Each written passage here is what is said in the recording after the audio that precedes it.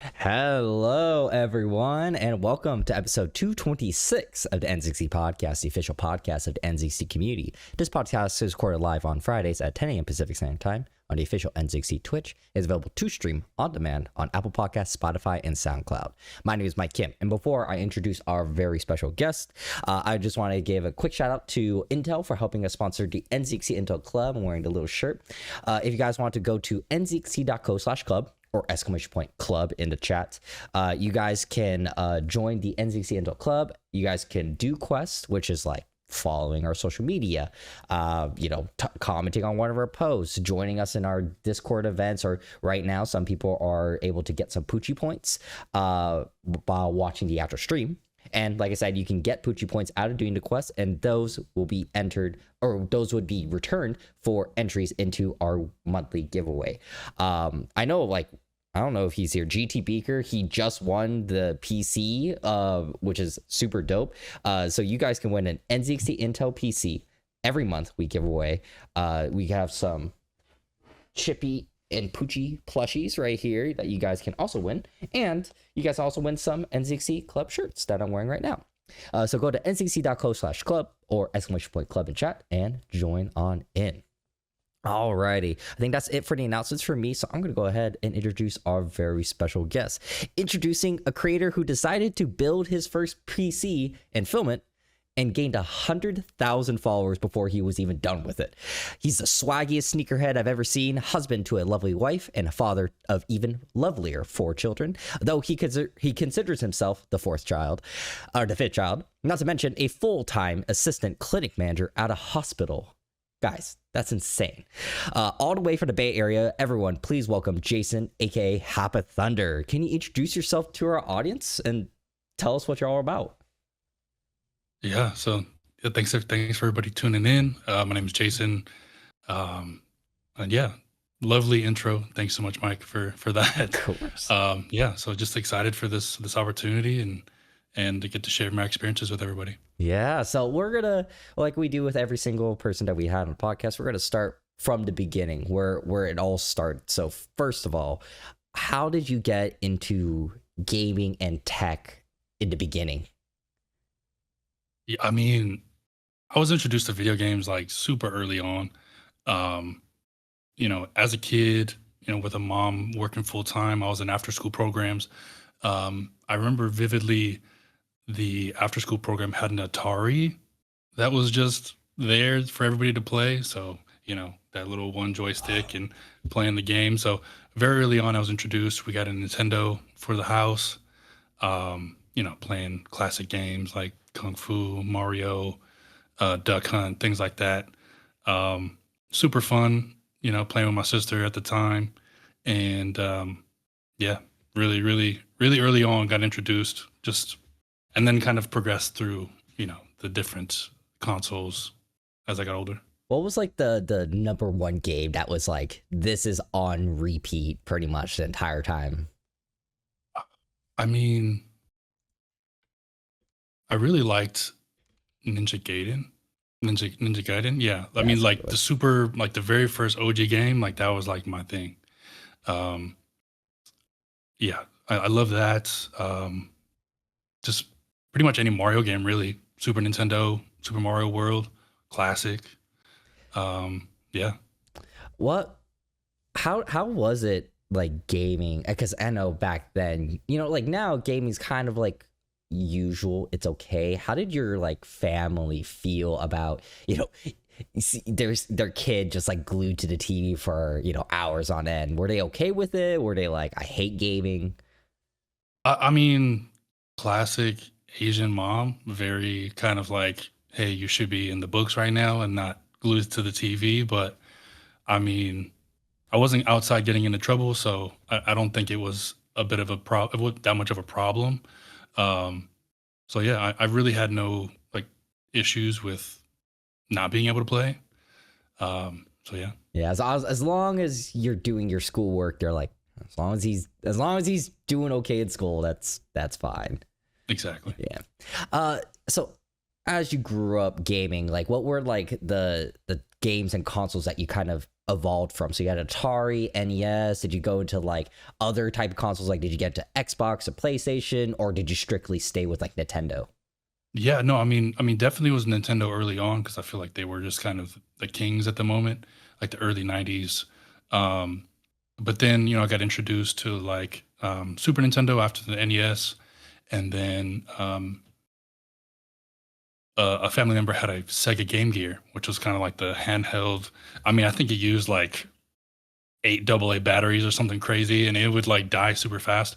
So getting introduced to Sonic, um, that was kind of like the next evolution into that. Um, I mean, I had a GameCube when I was in high school, PlayStation 2, some classics on those consoles. I think the Um, GameCube is my favorite console oh of all yeah, time. yeah. I mean, there's so many good games on there. I mean, I loved the Zelda Wind Waker. Mario Sunshine was a classic.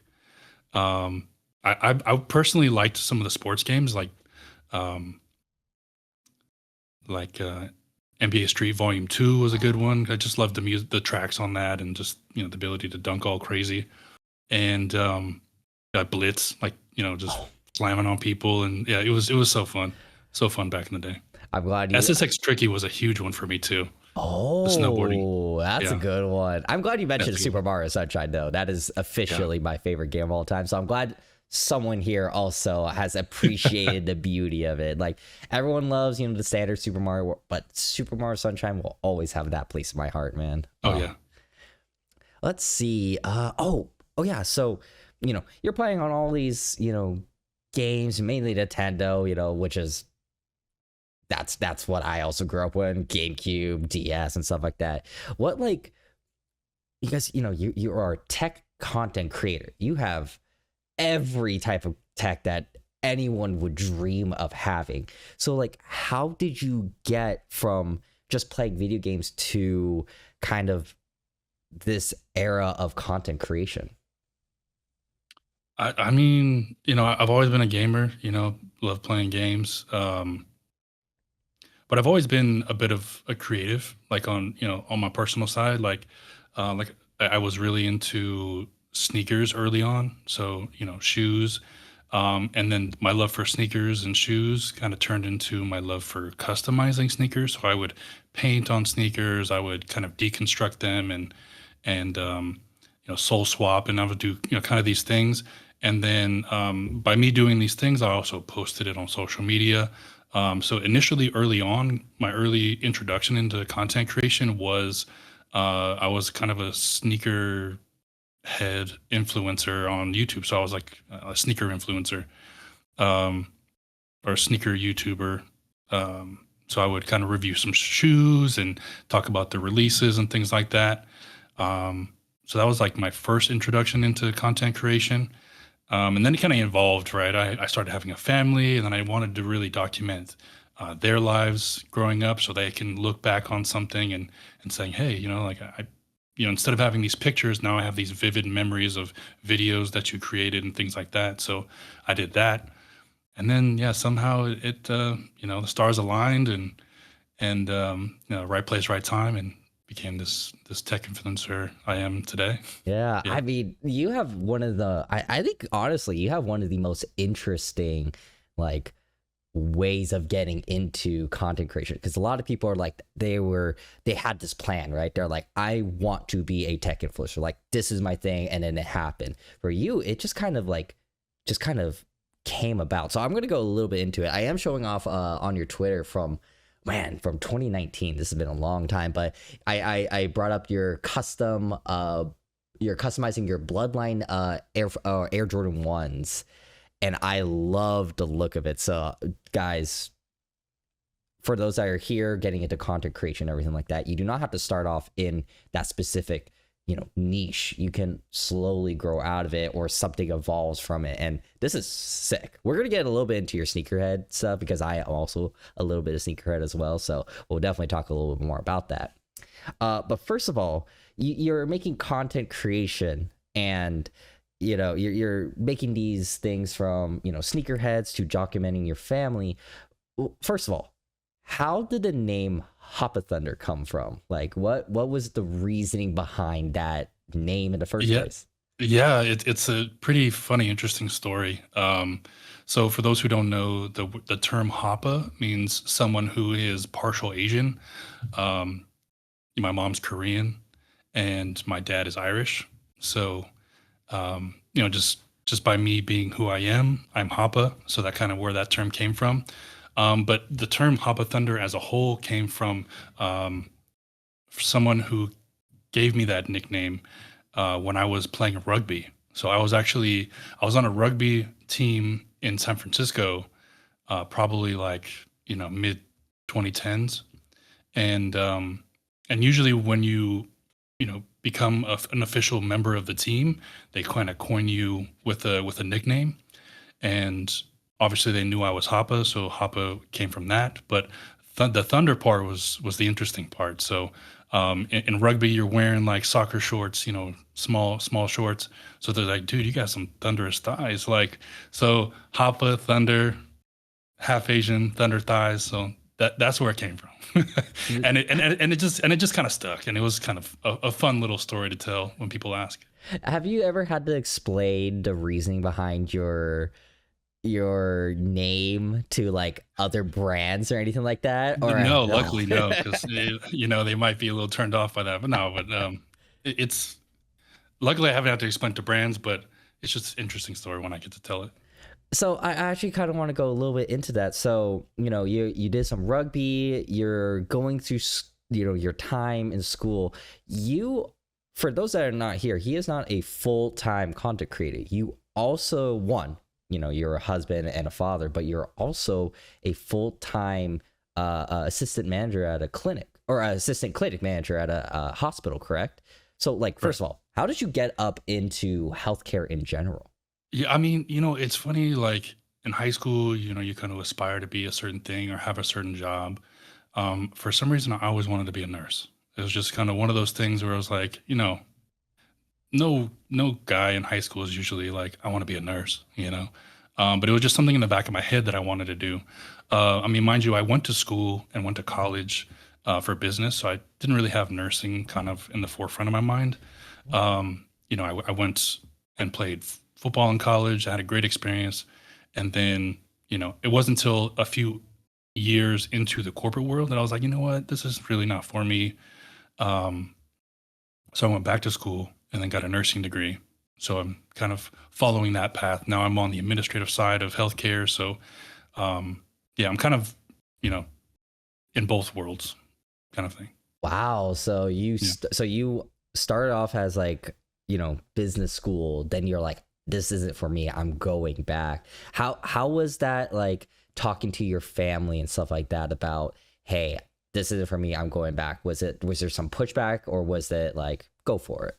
Absolutely pushback. I mean, mind you, I come back home after college. I'm like 22, and we're living with my mom, and my mom gives me a couple years to figure it out.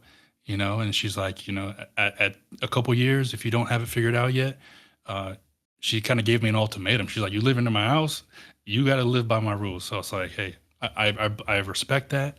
So she's like, you either go to the military or you go to nursing school. So I made the decision of going to nursing school.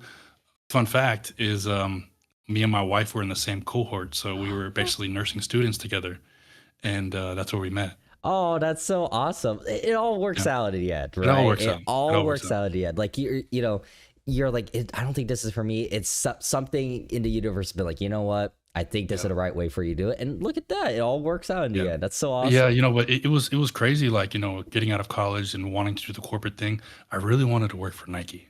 That was just like my dream. Any sneakerhead's dream is like, I want to work for Nike. I had a great opportunity to visit the corporate campus up in Oregon, and I had like a week there. I got to meet and have informational interviews with a bunch of like executives and stuff. It was great. Got a lot of free stuff. That was awesome.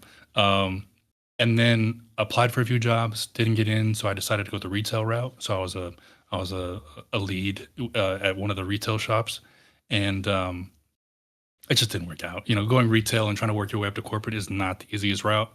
So yeah, going back to school was kind of probably the right thing for me. So you know, you're going back to school, you're in your nursing program, you're working hard, you know, you meet your future wife there, you're going through all this stuff. And then I know that like 2020 was kind of like things kind of turn for the crazy. Like things are happening, you know, COVID's happening, quarantine's happening, but also this is like the time that you start to kind of get into where you are currently. So first of all, I would love to hear the story about, you know, you giving your brother your PlayStation, and then that kind of falters into you creating content about your first PC. Yeah, yeah, absolutely. So at the time, you know, we were living with the in-laws, just kind of get our feet set before we moved into our new home, and we had a PlayStation 4 at the time.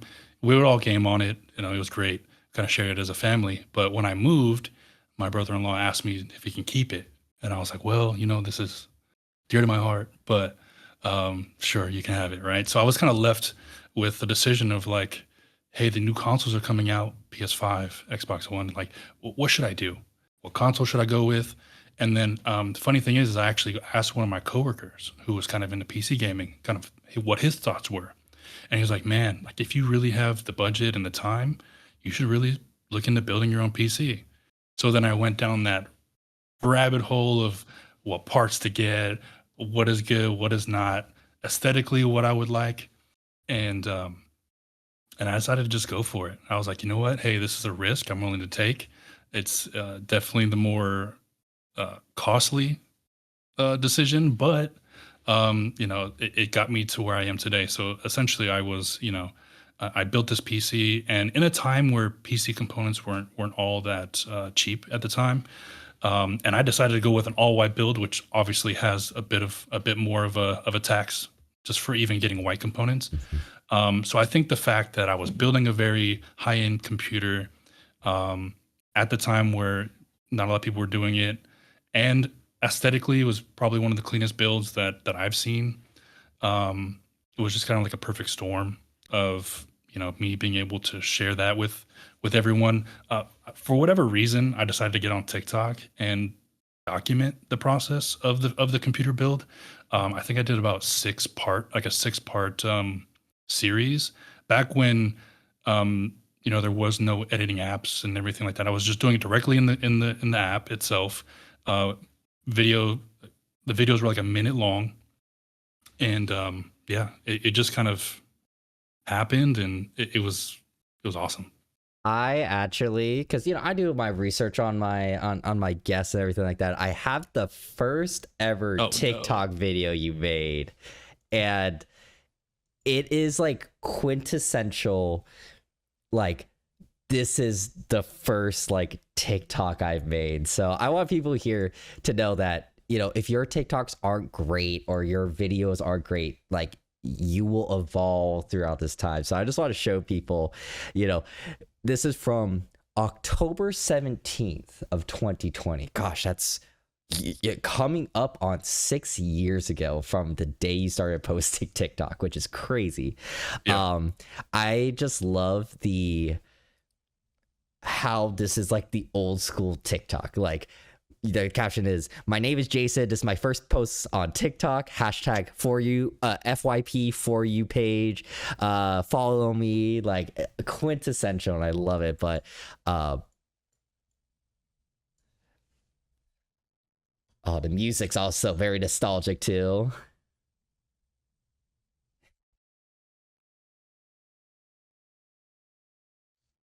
Yeah.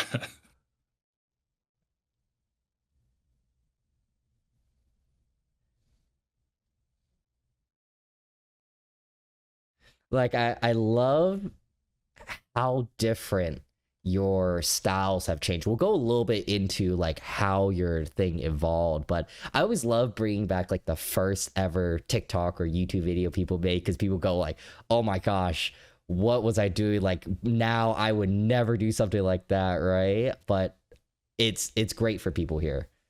Oh shoot, sorry, I had the thing muted, but just knowing that this is that you're everyone here, if you start making content, it will evolve, you'll get better, just start posting.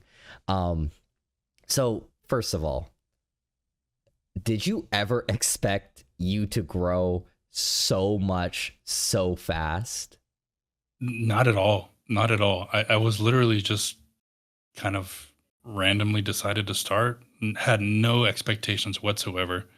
Um, and and it just kind of took off. It was at a time where people were at home, quarantined. A lot of people were on social media scrolling. So again, it was just one of those things where it's like, hey, people are here and they're watching, and yeah, I mean, what it became like. So basically, like when I started, I did this PC build, and obviously, when you build a computer, you got to kind of have a setup for it, right? So I built this computer with literally nothing else to go with it. So I was like, well, I need a desk. Well, now I need a microphone. Now I need a headset. So it just became this like snowball of like me building my setup, and that in itself was its own series. Was me building my dream setup back in 2020, and I did like maybe 14, 15 parts. So it was a very long, drawn out series, but at a time where a lot of people weren't doing those things. Also, for those that don't know, you gained around how fast was it to get to 100,000 followers? I feel like it was I want to say by the end of the year, so mid October to the end of the year, I think I got like 200,000 within the Jeez. first couple months. So it was like very rapid. How was it seeing that growth just like spike up? Because I mean, it people was it, would, it was honestly insane. Like I don't know if it'll ever be like that again. It was wild. that's what I'm saying. Like people Yeah. would dream of getting 100 followers, 1,000 followers. You gained 200,000 like that. Yeah. How did your family feel about that? I mean, my wife to this day is very like kind of anti social media. So I mean, she kind of doesn't quite understand the magnitude of what that was, but I mean, overall, very supportive. They know that it's a means for me to, express myself and share my experiences with others, and um, you know, have opportunities that I probably wouldn't have had previously. So yeah. So now we're gonna get a little bit more into what you do now, because you have some awesome videos. I love the style that you have, which is like you're really like talking to the audience. So like, what first of all was kind of like that next step into, okay, I have 200,000 followers now. I should probably start taking this seriously. Like, what was like the thought and the plan behind that? I mean, it's, obviously when you start off doing content creation, especially in the tech space, right? I mean, going from just sharing my experience building a computer, and now I have brands knocking on my door wanting to send me stuff, asking if they can repost my content. It was a time where I wasn't ready for it, and it was just a bit overwhelming. But I mean, it's evolved so much.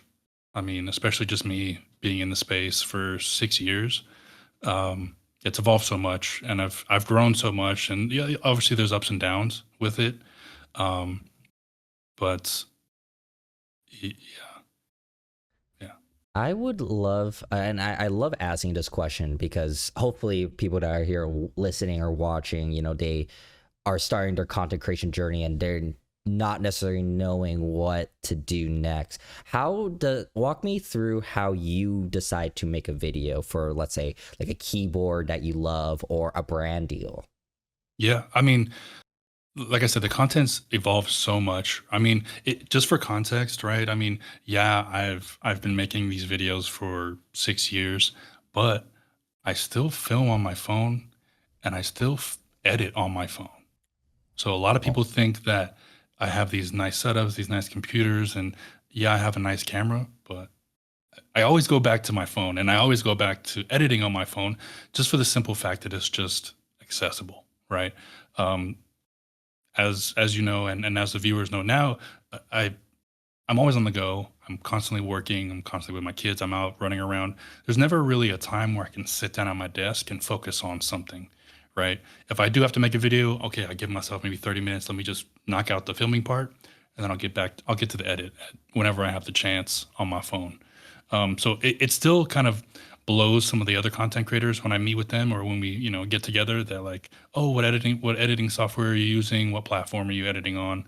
What camera are you using?" I'm like, I just film on my iPhone and I just use one of the, apps that I use, and it's I have no issues with it. How do you feel about people that are like, if they want to get into content creation, that they feel like they have to get the gear bug and they have to get, like you said, nice camera, nice mic, nice this and that? Do you just need like what is like the baseline stuff that people really need? Honestly, you just need your phone and that's it, really. I mean, you don't even really need an external microphone.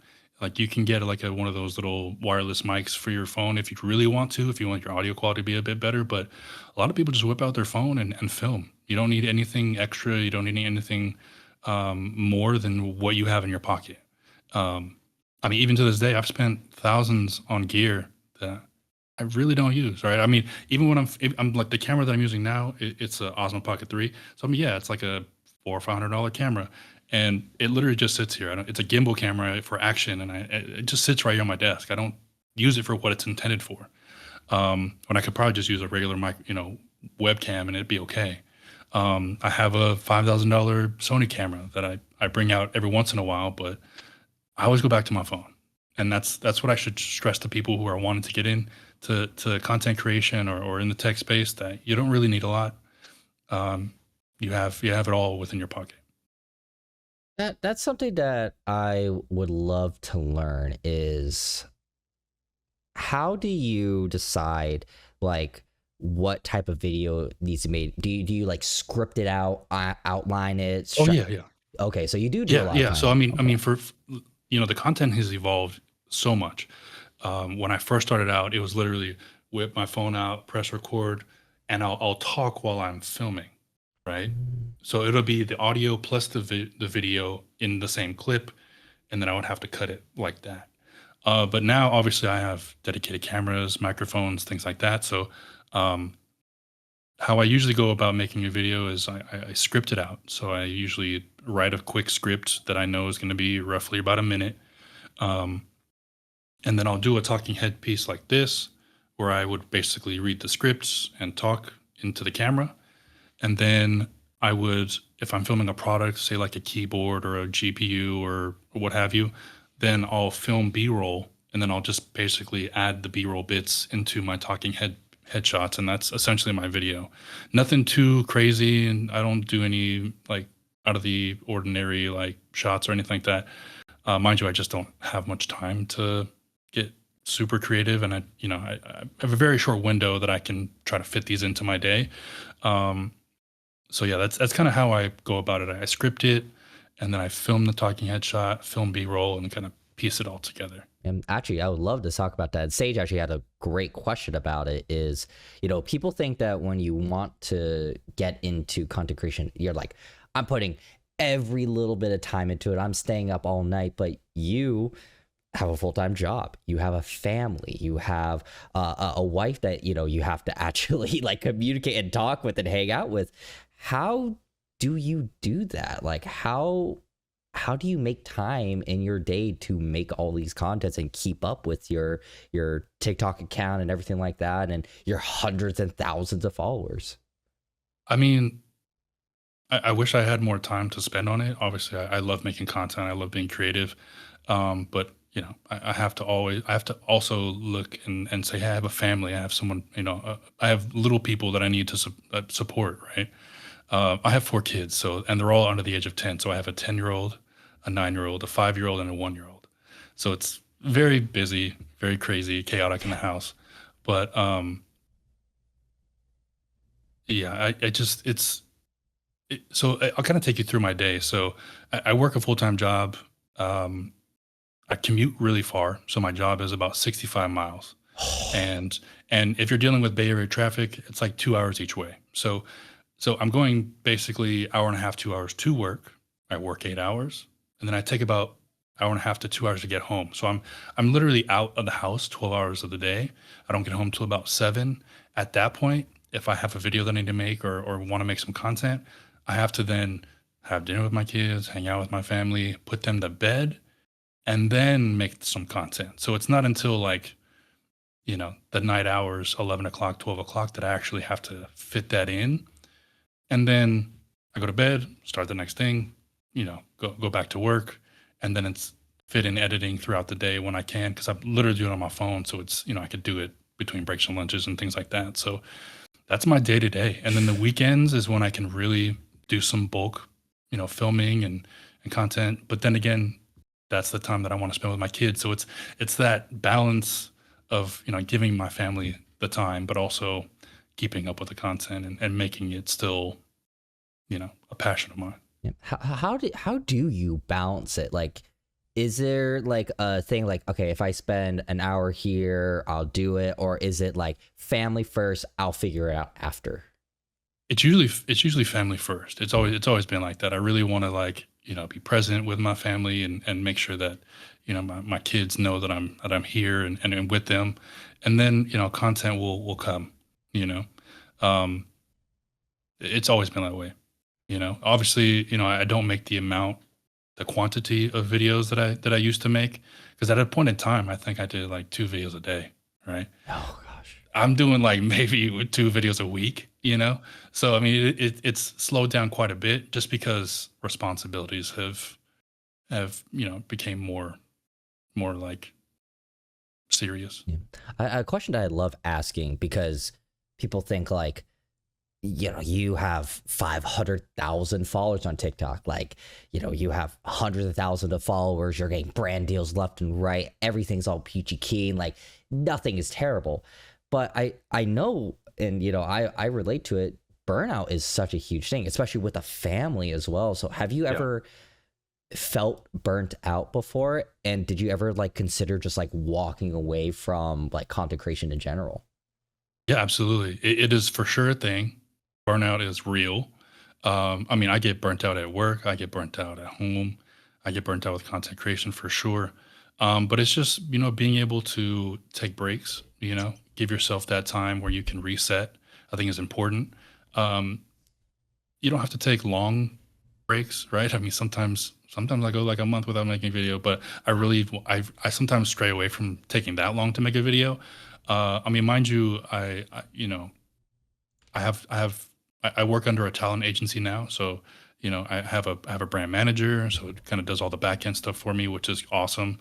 Um, Funny thing enough, the guest that you had on last week, Driggsy, we actually under the same management and actually have the same brand manager. So that's kind of how I got introduced with Driggsy. So yeah, it's nice that I have someone to relate to, but also have a talent agency who can help me with not getting burnt out. Because I was doing everything before. I was doing in the back end, negotiating contracts, all that stuff. Like, it was a lot.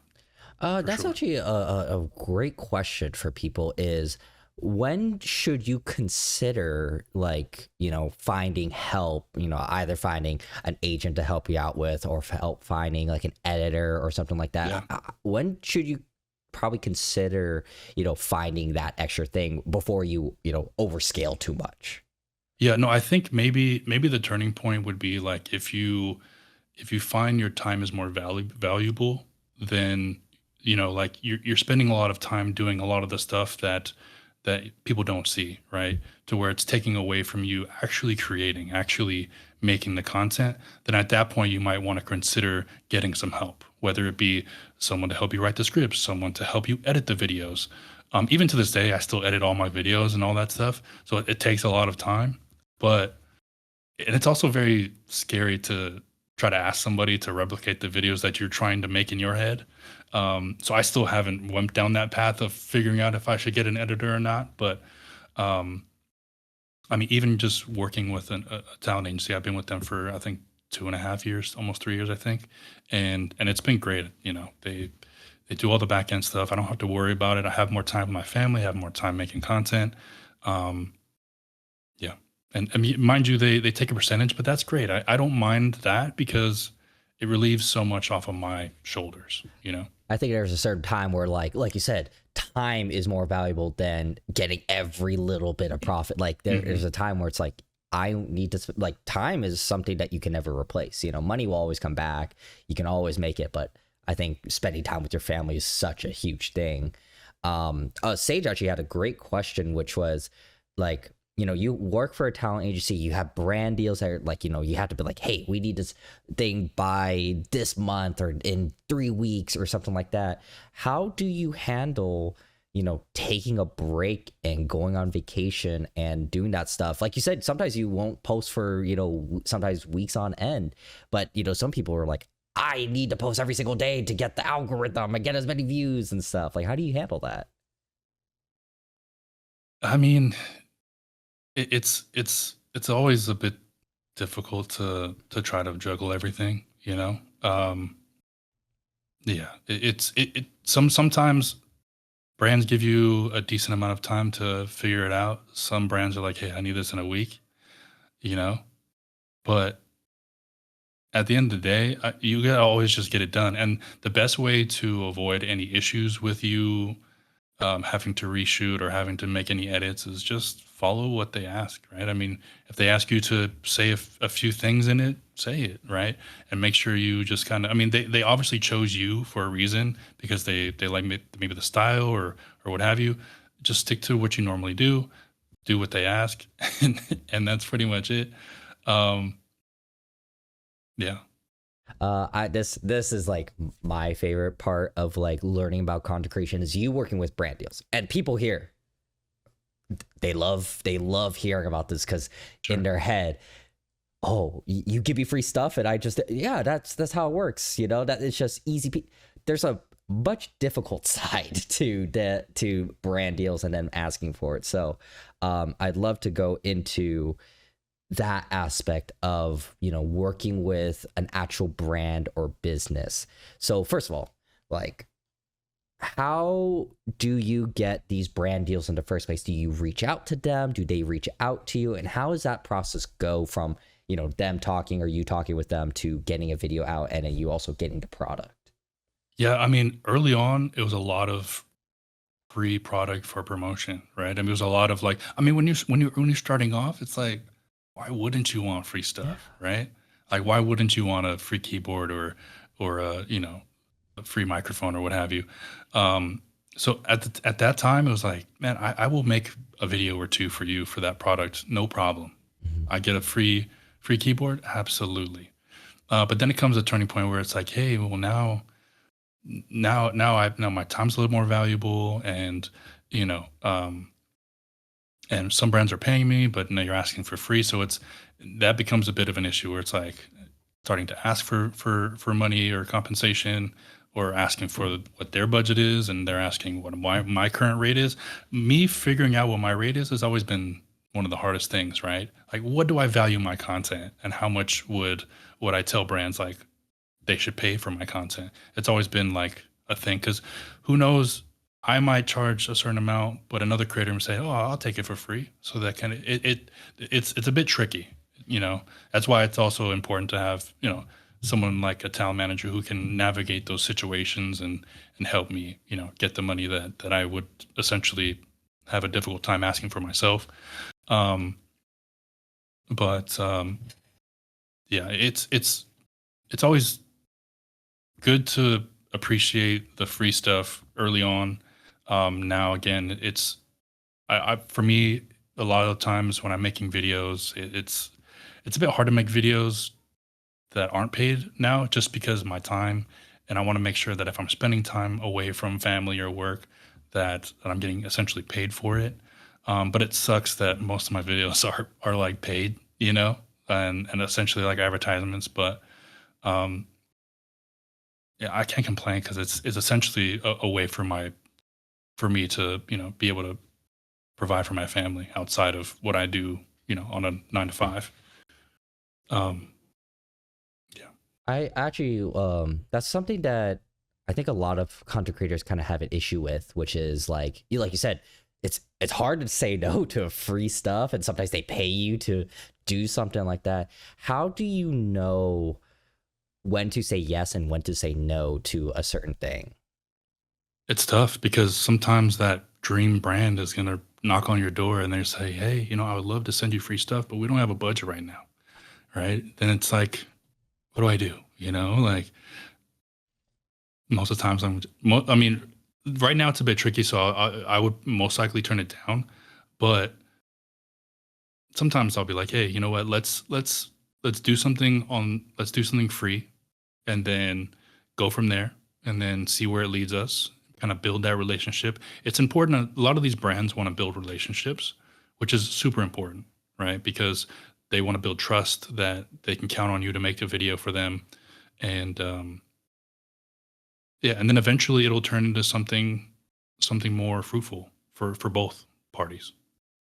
Sage actually has a great question, which is, do you ever feel pressured? Like, let's say, we come by, NZXT comes by, and you're like, oh, wait, I want to work with these guys.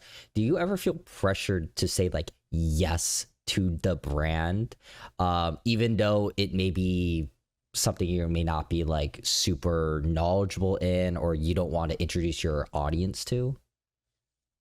Yeah, I mean, I get my inbox is flooded with stuff that it's like, oh, you really want me to do a video on Korean skincare? I mean, I could do it, but would my audience really, Mm, like relate to that? Probably not. Um, so I mean, I get a lot of that in the inbox, and I see everything that comes in, even though I don't manage my inbox. I see everything. So usually, if I see something from a brand, obviously I'm gonna say, hey, I'm interested, and then they kind of gauge the level of interest in which I would be willing to work with that brand. Most times I'm willing to work on something on a lower budget or even free if that, can obviously it won't guarantee anything in the future, but it'll kind of build that initial relationship, and then, sometime it will, be something better in the future. I mean, mind you, like for instance, like there's a cell phone case company that I've worked with over the years, maybe a couple years now, and it's always been like, hey, we'll just, we'll send you, the cases for the new iPhone. Sure, no problem. I genuinely like their product, so I don't mind posting about it, right? And then it hasn't been a couple years, since I built that good relationship. I made a few videos for them. Some of them went fairly viral, and then 2 years pass, and they're like, "Hey, I remember you. Would you mind now working on something on a paid level? Since we've had that relationship with you, and we thought about you, and we thought it'd be a good fit for the future." So I was like, "Hey, building those relationships can become more profitable in the future." Uh, Texas House actually has a great question. Is, like you said, you have to think about your audience, but has there ever been an offer that you were like tempted for by an actual, like a very incompatible brand for your audience, that you're like, I really want to work with you guys, but I don't know if my audience can do that?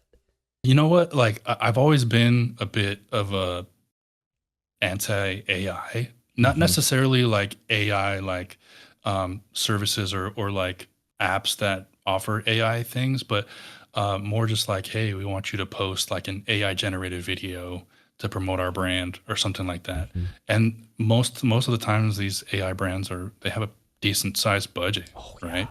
yeah. So usually for me personally, I don't like that because I know some brands kind of post AI generated video and they get a bunch of heat for it because it's like, hey, like, what are you doing? You're a big brand. Why are you posting AI generated videos? But so that's something that I would probably stray away from, even though it can be lucrative if I decide to go that path.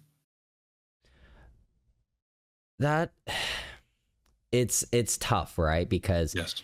I know, especially us in the PC industry, AI has caused pretty much a rise in everything that people want in the PC gaming industry. But like you said, they're those guys have a very large paycheck, especially compared to other brands. Mhm. How do you keep that integrity of your brand, and how do you make sure that that stays staying? Because like you said, like, it's hard to turn down a large amount of money to keep that brand. So how do you dictate that? Yeah, I mean, for one, it's just communicating with my team that I have certain standards and I have certain things that I want to portray on my channel, but also shy away from things that don't really make any sense. So they kind of have an eye of what to look out for. Obviously, if they think that something may work out for me, they'll shoot it my way. But they're very in tune on what I like and what I don't like, so they'll turn it down for me if if they don't think it's good for my channel. Um, so yeah, it being reliant on them has been pretty helpful with that as well. That makes sense.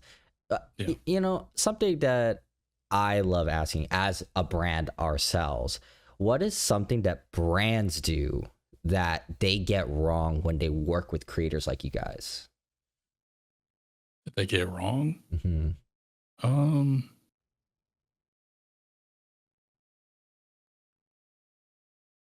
I don't know. I haven't had much negative interactions with brands. Usually, it's been pretty great. Um, Maybe because I'm handpicking these brands where Definitely. I usually no issues. But um, I mean, I think sometimes with brands, they especially when brands are like, hey, if we'll give you this money, we'll give you this budget, but if your video does better, we'll give you some more. But it's like, hey, you can't dictate the views, right? You can hope that views are going to be there, but you can't guarantee anything, right? I might spend forever to edit this video and it could flop, right? I could spend 10 minutes editing this video and it go viral. You can never know. So it's hard to anticipate and hard to like tell these brands that you can live up to that. I like that. I love the wall behind you of all these keyboards and all these things. So I want to first go into your love of keyboards. So how did that start in general? I mean, it's kind of started with the whole building my dream setup back in 2020, 2021. Um, Obviously, I needed a solid keyboard. Mechanical keyboards were kind of on the rise at the time, right? I mean, if you're really into the keyboard space, you know about group buys and being able to like basically pre-order something. I mean, early on when group buys were very popular back then, I would buy something. I think I bought like a $400 keyboard. I didn't get it for like 2 years. Jeez. So I mean, but I mean, like how I got into it was like obviously I built my setup and I needed a solid keyboard. And one of the companies reached out to me saying that hey, we'll provide you a mechanical keyboard, and it was cool because it wasn't just a keyboard. Here it is, great. They're like, we can send you the bare bones kit plus the switches plus the keycaps, That's cool. and then you can put it all together yourself. So that kind of spiraled and turned into this thing and love for mechanical keyboards because I love taking things apart. I love building things. That's kind of why I took the risk of even building a computer because I was like, this is a challenge that I'm willing to take on. And mind you, I don't know everything about it, but I can figure it out. So building a keyboard is kind of the same thing, but just at a smaller level. And then it's even a more larger rabbit hole of types of switches, materials of keycaps, and sound dampening and all this crazy stuff. Um, I wouldn't change it for the world. I love keyboards. I love. I mean, mind you, my whole shelf is just all the keyboards that I've built over the years, and all kind of custom one-off keyboards, which is awesome. Um, so yeah, I mean, these are kind of like essentially like timestamps of my content creation journey. So it's awesome that I get to kind of show it off and display it all. But it got to a point where I loved keyboards so much, and I was working with so many keyboard brands so often that I had like closet back there was just flooded keyboards, like more keyboards than I can even think about, right? Um, so I think it was the 2020 or 2022 or 2023 that I was like, hey, I'm just gonna give away keyboards every single week for an entire year and see what happens, you know? So every week I would show off the keyboard and then give them a week to enter.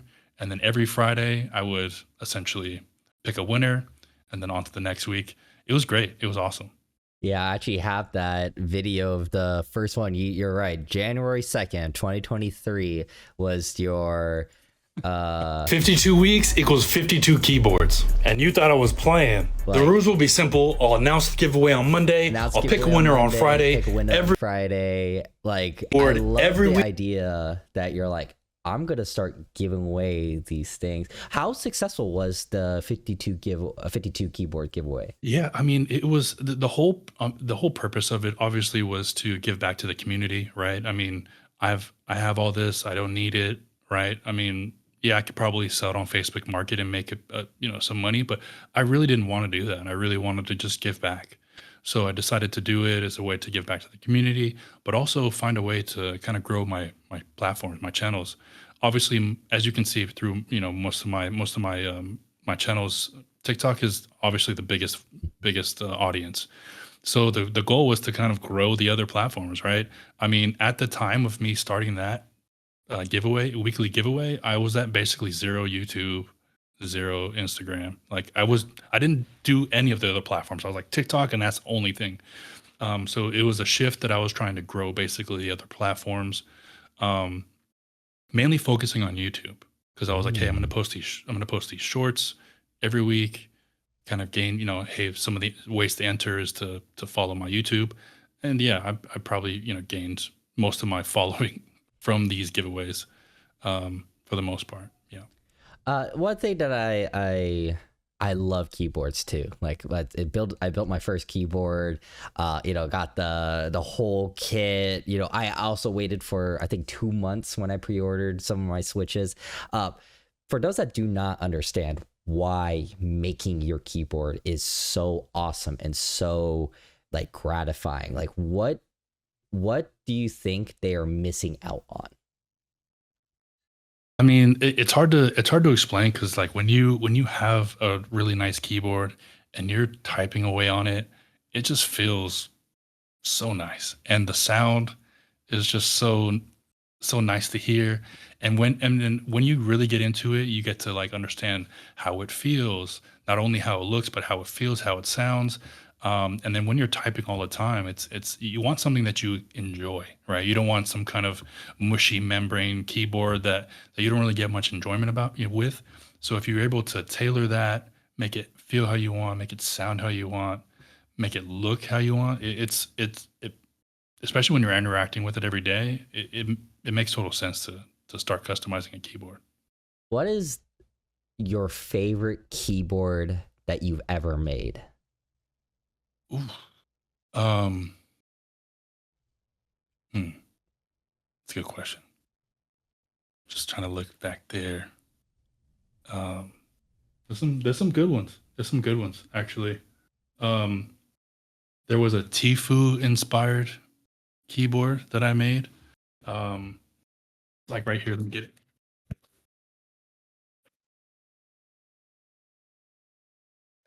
So it's like anodized rainbow, and then has these keycaps. I think this is GMK Striker.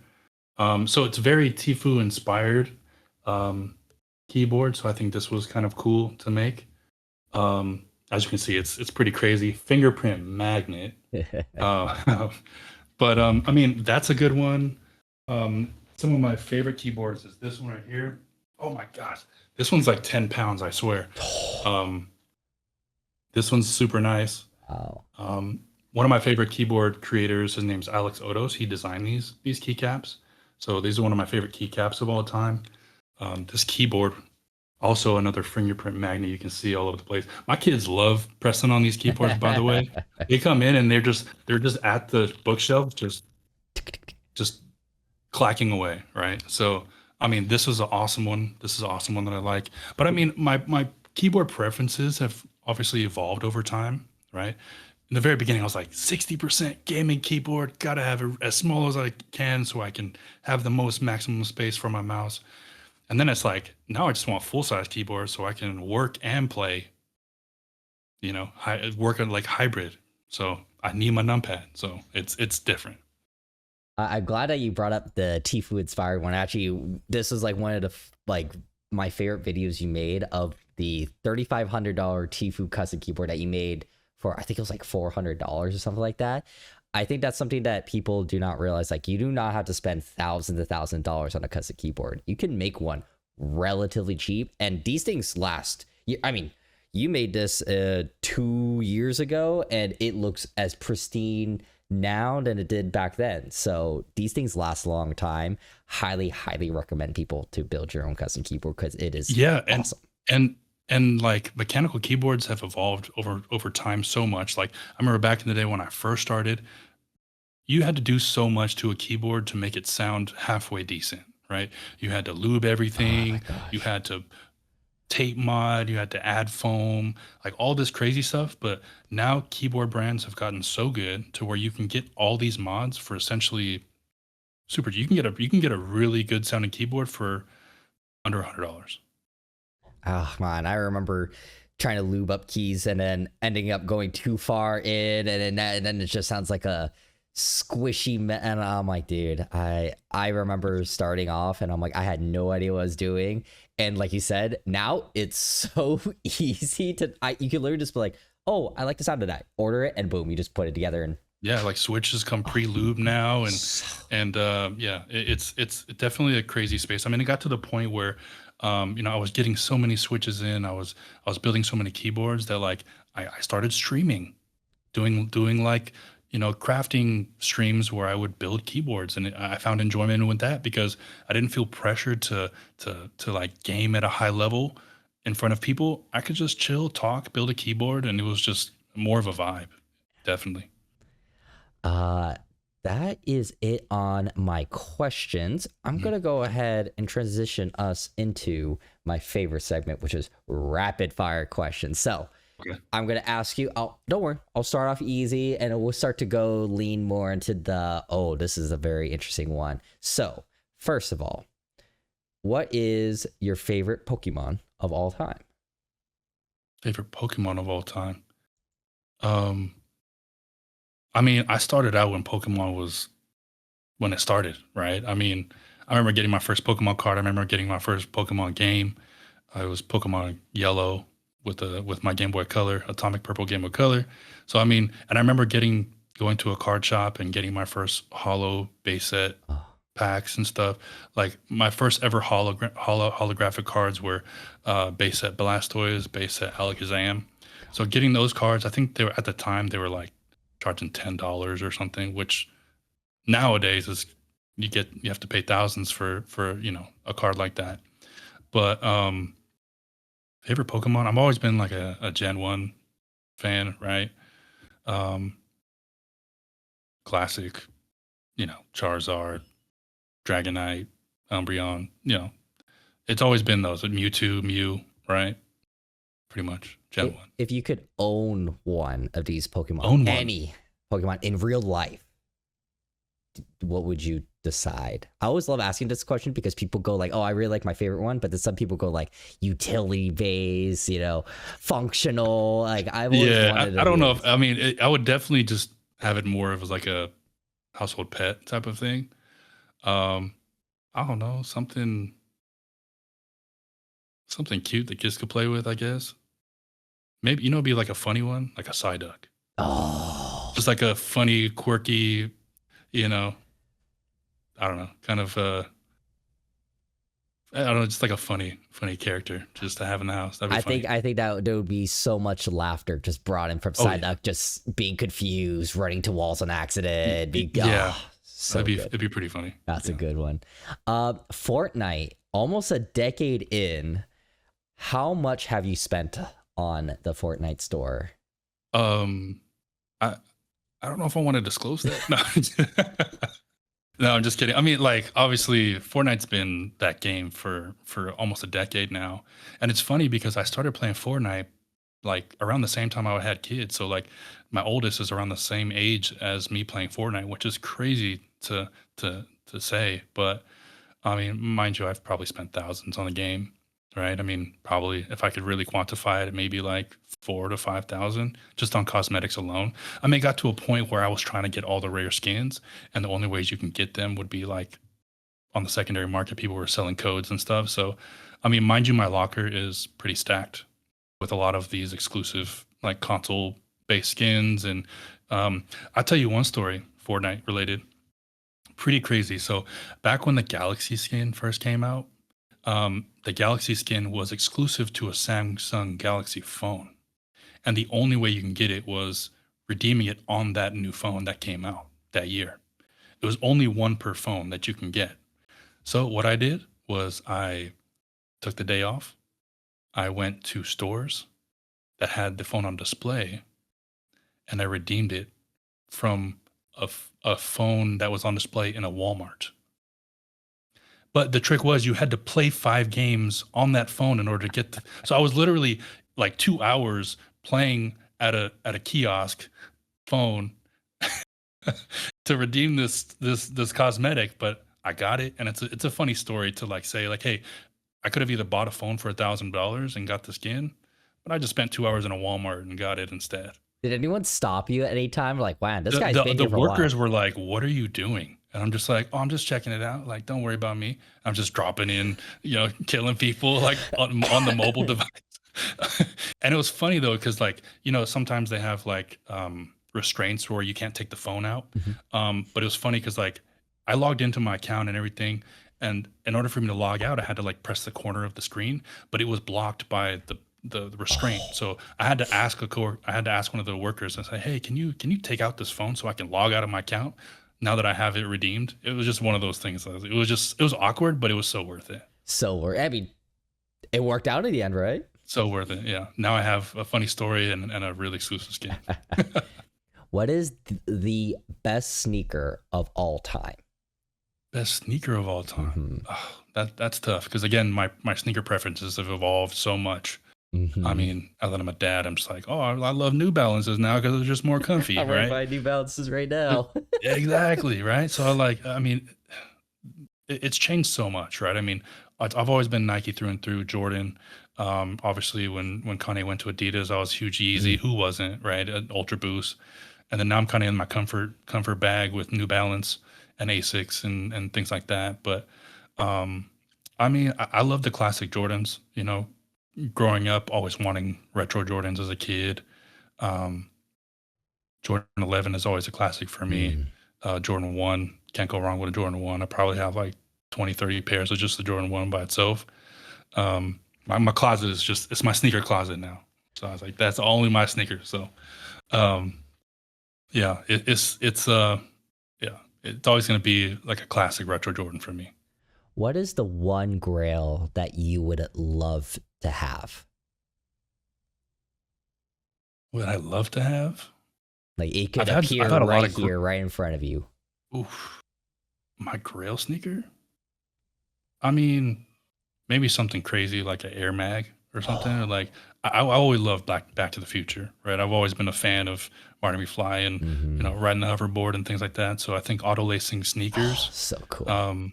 it would be such an awesome thing. I mean, I'm not paying 20, 30,000 for a pair, but it'd be cool to have. That is true. You talked about it, is that closet behind you. How many pairs of sneakers do you think you have? I don't even know at this point. The thing is like I've had like the quantity of sneakers that I've has varied, through the years. I've had 100 plus, and then I've condensed into 30, 20 of like the shoes that I really want, and it kind of fluctuates. Right now, probably like 50, probably like 50 pairs. Yeah. Wow. I mean, yeah, it's been a lot slowed down recently just because I have other priorities. Yeah. But yeah, for right now it's more just like I wear almost the same shoes at work every day, so it's like I got a nice pair of Nike running shoes and like Vomeros, and then I have some New Balances like some 998s or 990 V6s or something comfy where I can just wear all day. What is your favorite shoe that is in your collection as of right now?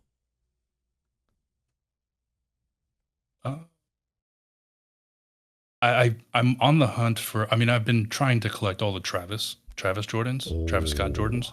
So I have almost all of them, but I mean, probably one of my like Travis Fragment lows or something like that.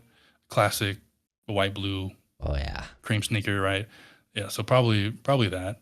You know, I bring it out every once in a while. Like if I'm going to a convention or something, I'll wear the wear the fragments. But other than that, yeah. I mean, yeah. What is your favorite piece of tech you've ever reviewed? Ever reviewed? Yeah. Um, man, I'm that's 6 years of, of products that have come through my doorstep. Gosh, so many things. Probably first thing that comes to mind is like a pair of AR glasses. You know, something I can Ooh. hook up to my phone, watch a big screen. Like it's been especially awesome in like planes. So I'll hook it up to the plane. And instead of watching on this little 5-inch screen they put in front of you, now I get to watch it full HD, 100 some inches, you know, just looking into a pair of glasses. Like that for me is been pretty cool. I mean, the really cool thing about doing all this tech stuff and having all these cool things is my kids. My kids have Mm. they don't understand what they have because when I was a kid, I had nothing like they have it now, right? So I mean, they have so much at their fingertips. Literally any console they can play with, literally, you Oh. know, and any tech item that they, you know, like they're playing Fortnite with their friends. I'm like, you do know you're playing on a $5,000 computer, and they're probably playing on a Nintendo Switch. You know what I mean? And you're playing on a 32-inch OLED, 4K, you know, Oh. 400 hertz. You know, like they don't understand the magnitude of what they have. Um, so I think they a bit take it for granted, but it's just funny to like see like, you know, how much they get to enjoy the things that I, you know, am a part of. Yeah, they don't understand. They're like, "Oh, cool! Santa came back early with some awesome." And then and some of the stuff that you have are like, "These are people would literally kill someone for this type of stuff," and you're Yeah. getting it for free. It is very Yeah. funny to think about it. Yeah. Funny thing that you talked about AR glasses is we had Drinksy last week, and his also favorite tech was also that as the same way, Okay. which is really Yeah. funny. Yeah. I mean, it's like that tech has evolved quite a bit and has gotten a lot better. I'm actually due to review another pair, I think the next coming week. So, I mean, I'm excited for that because not only are they getting better, but they're getting thinner. Because Mhm. before it was like super thick and, you know, it looks like you're wearing something foreign on your eyes. But now it's like almost at a point where you're wearing sunglasses and it feels like sunglasses and they're making them lighter, thinner, you know, better quality. It's pretty crazy. Tech with Siong just said Hapa Santa. Hi Siong, how you doing, man? No, literally, like it's like every Christmas, I'm literally like digging into my closets and boxes, and it's like, okay, what can I give people, you know, for Christmas gifts? My sister has a field day when she comes to my house. Oh. She's like, "Oh, what do you got? Let me take it home." You know, like literally go into my closets and just, I'm taking this keyboard. Let me get this microphone. Like it's pretty wild. What is a mod that every Tesla owner should have? That's a good question. So aside from doing tech, I also do Tesla content, and which was also kind of tied into just me being a tech creator. It kind of just also tied into the whole tech creator thing. So I got a Tesla back in 2023. I've been doing modifications on my car for what 3 years now. Probably the most important thing to get. Um, Honestly, this might be kind of a random one, but there's this cup holder mod that you can put on your door because if you're in a Tesla, you're very limited to the amount of cup holders you have. It's literally like two in the middle, and that's it, right? So then, um, you know, I have these like cup holders that you can put on the door, and you have to like screw it into the door handle. And it just kind of sits there, but it's you get to add two more cup holders to the front. Like that's game changing. I got to go pick up 5 drinks for my kids. Where am I going to put them all? Right. So at least I have 4 cup holders and I can hold one. Right. So that in itself was very functional, very underrated. Another thing is I have custom handles, like door Mm. handles on the outside. And the reason why I like them is not only are they auto presenting, so when you walk up to the door, or when you walk up to the car, it opens for you, like it presents itself, and then you can just grab it instead of trying to figure out where to open up the car door. Um, So that's cool, but it also has like LEDs on the front face of it. So it looks pretty cool. When I brake, it's like RGB, and it's people are like every time I stop at like a drive-through, if I go through a drive-through and one of the workers is like, "Whoa, like those are some really cool handles." Like I've never seen those before. But also, there's a function where it taps into your blinker, so then you're blinking, but it also flashes as a blinker. So it's also like an added safety feature too. You know, Wheel covers. Are wheel they covers. do you believe that they make things better, or is it like kind of overhyped? Like I guess it depends on what type of wheel covers, because obviously like if you buy like a base model Tesla, you're getting like an aerodynamic wheel cover that's kind of already on the car, and mind you, that helps with maybe some of the range and some of the battery, but changing them out or taking them off doesn't change the range or battery all that much. You may be gaining a few miles or a few percentage on your battery, but um I mean, early because I have a base model, so like obviously I use it to commute. It's been great, but I was swapping my wheel covers out a lot, right? Because aesthetically, I just want something different, right? So for me, it didn't matter how much range it gave me or what that it was more just how it looked. So I swapped out my wheel covers all the time. But there are wheel covers that cover the whole face of the rim, so that's also something that to consider. I think those are called like Halo discs or something like that. But I have full on rims now, so I can't put wheel covers on. But yeah, What is the dream mod? If like I said, no money, no time limit is no not like a thing. What would that dream mod be? I mean, I'm at the point where I'm almost done modding my car. I mean, I've wrapped it, I've got new rims, I've done pretty much every interior modification. I really wanted red seats, so I got fully custom red seats. So it's not just seat covers that go over my white seats. It's like I had to rip out the white seats and put red seats in. So that's super cool. But would say the next step would be suspension. So like if Mm. I want to put it on bags. I want to go air suspension. That's kind of the next evolution of it. There's really nothing else I would do other than that, really. Oh, okay. Got a couple questions here about community. So, what was the one community moment that you think about when the work or the day gets heavy?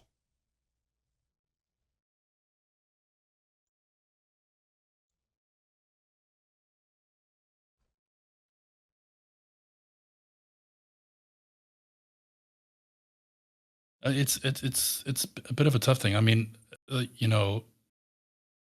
doing this for this long, obviously you've built relationships with people and built a community, that you were able to inspire and assist.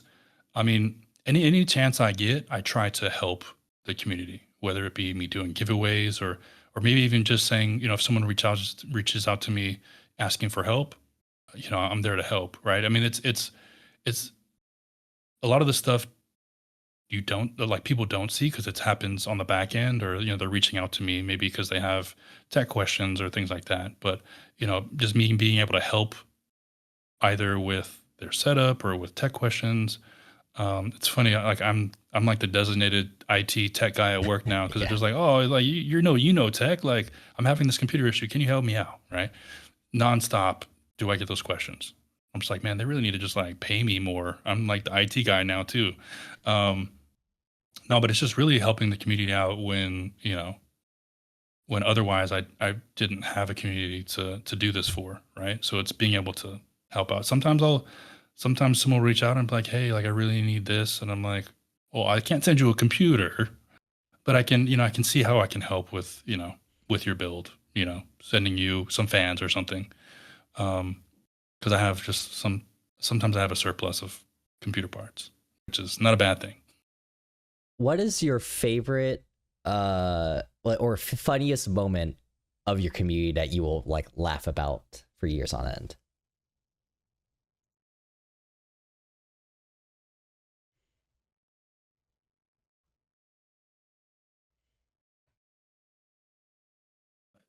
I don't know. I mean, it may be like the early streaming days, like when I first started TikTok, I was like, hey, I'm gonna start streaming, right? So I started streaming and playing games and stuff, and I just had a lot of fun experiences with that because it was like I had no idea what I was doing, right? Half the time I felt like I was having audio issues, and I was like, I don't know what I'm doing, but I'm gonna figure it out. I mean, so like having those moments with the community is like trying to figure it out, but also like I'm not a very good. I'm like a decent gamer, but I'm not a pro gamer that's like you know wiping out lobbies and stuff. So just like me basically, you know, kind of being a mediocre gamer on the stream, like it's funny to me. Um, I did a few giveaways, which was obviously pretty fun. We did like the whole like marbles on stream, and like doing something like that back in the day was like super fun. So yeah, probably like early streaming moments was probably my most memorable with the community. And the final question. Yeah. Someone going through college, not knowing what they want to do, suddenly switches majors, then all of a sudden like they start filming and getting into content creation. What advice would you give that person now?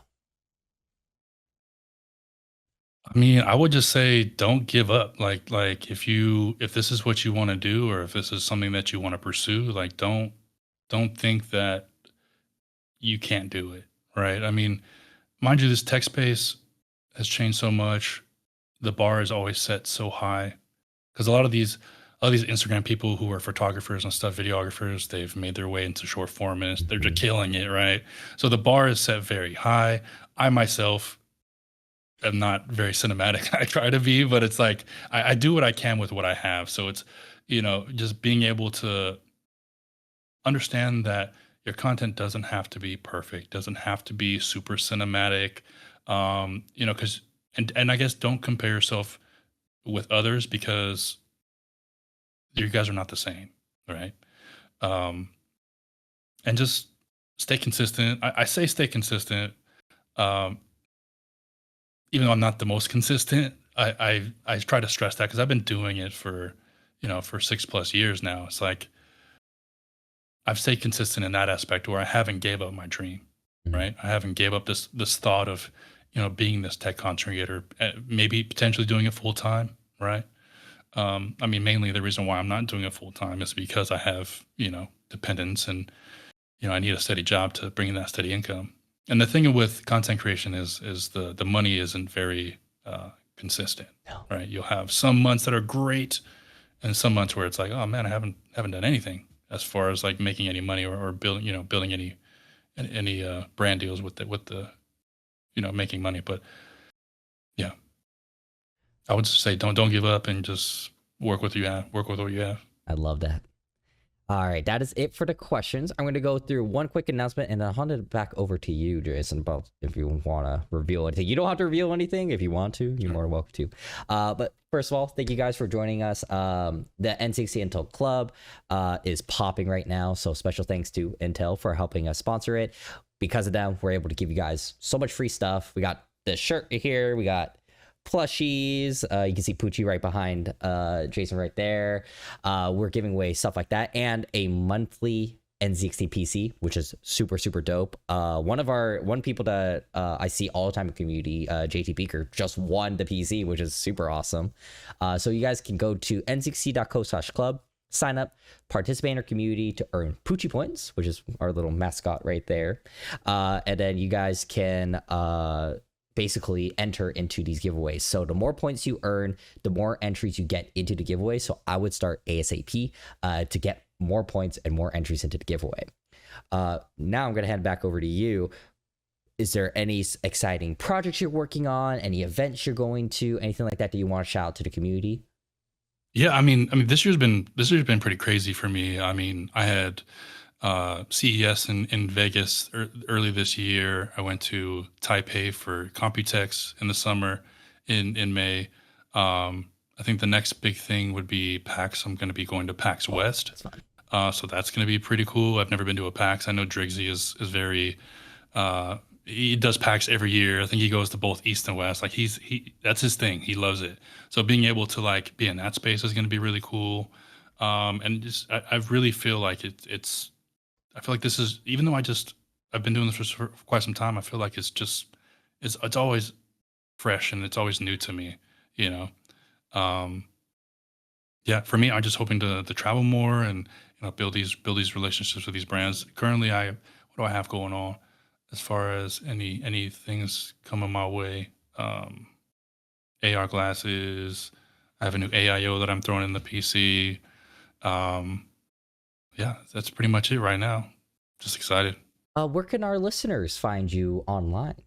Yeah, so I mean, HapaThunder, most platforms. So HapaThunder underscore on Instagram, HapaThunder on TikTok, Hapa underscore Thunder. Yeah, it's all different, but it's HapaThunder essentially.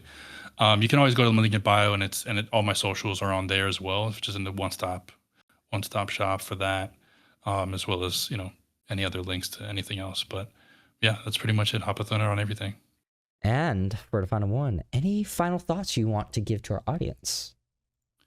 Yeah, no, I just want to say thank you for for spending this time with me and tuning in. It's rare that I get an opportunity like this, so being able to connect with the viewers as well as reconnect with NZXT. It's always been great. No, thank you for joining us. Yeah. So we have a giveaway going on for an NZXT Intel hoodie, shirt, and mouse pad. I have an option there for a secret code word that we give at the end of the stream. It's my way of holding everyone here hostage to make sure they're listening in. But Okay. that gives about 1,000 extra entries into the giveaway. I would love to give it to you to give us the code word for those 1,000 entries. And it could be anything you think of. Code word. I